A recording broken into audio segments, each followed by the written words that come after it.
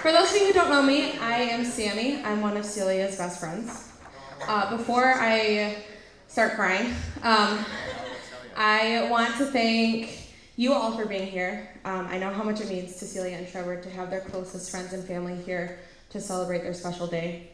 I especially want to thank Celia's parents, Steve and Mary Jo, and Trevor's parents, Paula and Dale, for putting together such a fantastic day for such a wonderful couple.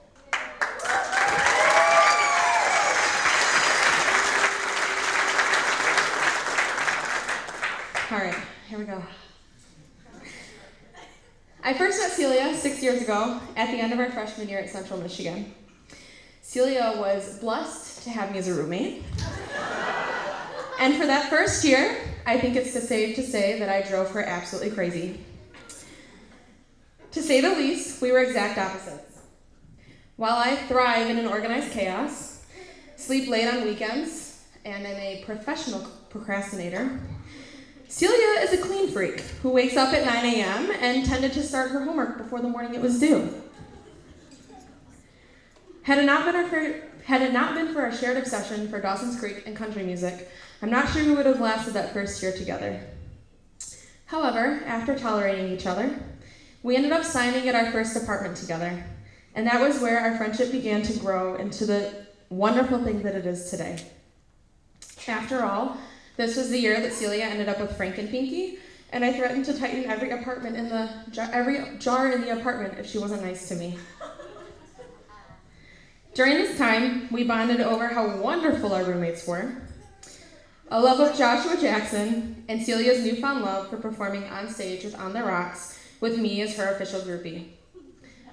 From there, the rest was history. I started to think of Celia as another sister, and even after she graduated and left me to navigate my last semester at CMU alone, we kept our close bond. And for as long as I've known Celia, Trevor's been around too. While we didn't really become friends until later in college, I've always been able to count on Trevor to make things a little more entertaining. We spent multiple nights at On the Rocks concerts together that he wasn't necessarily happy about going to, but as soon as Celia took the stage, nothing could take his attention away from her. And if you asked him how the concert was afterwards, he'd usually say, Celia was all right. On more than one occasion, Trevor's been the reason for the tears flowing from our eyes because we've been laughing so hard. He's also usually the mastermind behind some crazy dare. In fact, it's Trevor I owe for what will probably always be my favorite story of Celia. After a Saturday night out, celebrating a Chippewa win, and the Halloween weekend with our separate groups of friends, I got a text message from Celia around 2 a.m. It read something along the lines of, "Hey, it's Trevor.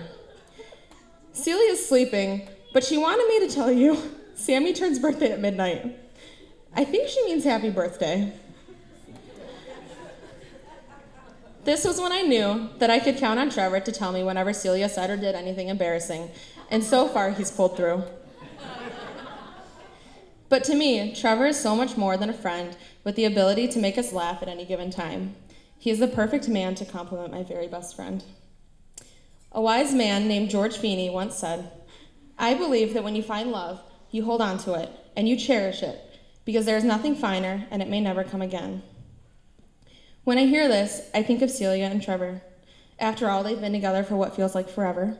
And even though I didn't know them in high school, I remember plenty of nights at CMU when Trevor would be out with friends, and Celia and I would be at home, continuing our Dawson's Creek marathon, when a text or call from Trevor would come through, letting her know how much he loved her and how much he looked forward to their future together, followed by him asking her if she could take him to Taco Bell. And as long as I've known these two, their relationship has been this way, full of sweet moments, and then Trevor ruining it, pretending Celia is his Uber driver. Sure, they've had their ups and downs, but what couple doesn't? What speaks volumes is the way they've grown with each other over the past 10 years, conquering whatever life has thrown at them. They've always loved each other unconditionally and have supported each other through all of life's unexpected turns. So when Trevor told me his plans to propose, I waited impatiently for the phone call from Celia, telling me that it had finally happened, knowing that my best friend was going to marry the man of her dreams. Now I know that this is the point where I'm supposed to offer some life-altering advice on how to live out your happily ever after, but you two have that handled. So instead, here's my promise. Celia Bedelia. I promise to always be on the other side of the phone when you need me. I promise to always be up for line dancing and to keep my guest room open until I convince you to move into your own house down the street. You will always be my chosen sister, and I will always be on your team. And Trevor, I promise to visit Michigan often so we can go to Sophia's. I promise to always laugh at your jokes even when Celia tells me not to, and accept your challenges when they're a bad idea. But most importantly, I promise to always keep your surprises for Celia a secret, even when they're so exciting I can hardly hold it in. And on that note, here's a toast to Celia and Trevor. May you live a long life of happiness after you move down and join me in Florida.